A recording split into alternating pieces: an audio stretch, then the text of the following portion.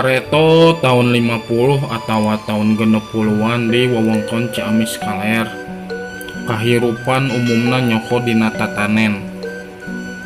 Jadi salian ti imah terus aya balong, aya kebon kitu deui, kebon kalapa jeung sawah. Jadi meureun mun rek diringkeskeun mah keur dahar pare atawa biasa ti sawah. Dengan sanguna lauk ti balong, sayur mayur tumas-tumis ti kebon.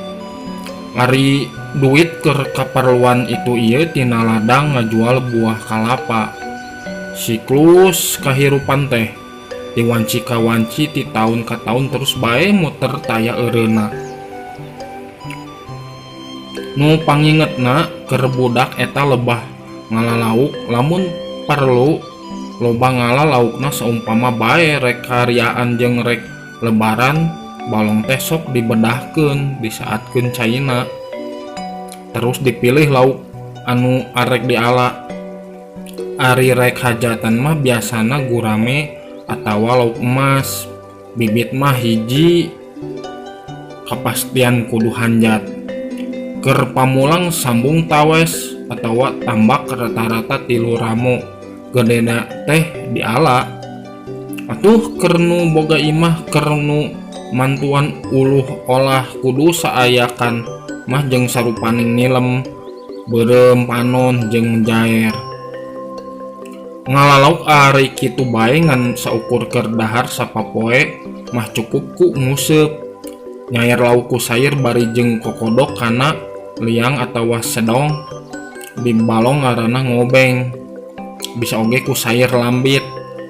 Oge bisa nyirip nyaeta ngalalauk make sirip. Lamun katetamuan nu di kota atawa bade barang kintun kanu dipihormat kudu ku kecrik atawa heurap ngarah nu rada gede beunang geragurame dina kecrik mani ngagu dibeg kurang kuat keur nurna mah da kecrik bisa jebol atuh. Ngalalauk henteu di balong bae bisa di sawah ngalabeurnyet jeung jongjolong. Sakalian ari kasampak ngajarentul mah tutut jeung keong tara diliwat. Hanjakal jauh ka walungan. Aya eta oge di kampung sejen walungan kaasup gede nyaeta Cikadongdong jeung Cimuntur. Jadi kuring mah teu boga pangalaman ngalalauk di walungan. Eta oge aya wahangan di lembur asatara kawenehan aya laukan. Bohong ketang bada hujan gede sapeupeting kungsi balong mang idi limpas lebar jadi loba lauk baradag palit kasusukan. Aya oge nu ngala orokaya isukna ditatanyakeun kanu dihilir majar si kumpai leungit cenah. Cek nu ngala ti wahangan, "Jih, ari sugan teh geus diparigi mah meunang dipais." Kade nu meresihan lauk lamun moal nyieun olahan piritan ulah dikaluarkeun endog jeung manisanana. Antep bae dina beuteung lauk. Piritan teh jeroan lauk katut ka endog-endogna dikaluarkeun tuluy dibersihan. Kade eusi pejitna kudu dipiceun. Nu paitna hamperuna tong poho dipiceun. Ngolahna gampang uyahan gulaan. Aseman ku jeruk nipis atawa ku cuka. Campur jeung irisan badag daun bawang tuluy diungkep garingkeun campurkeun jeung sangu kacida ngeunahna. Ngolah lauk teu pati loba.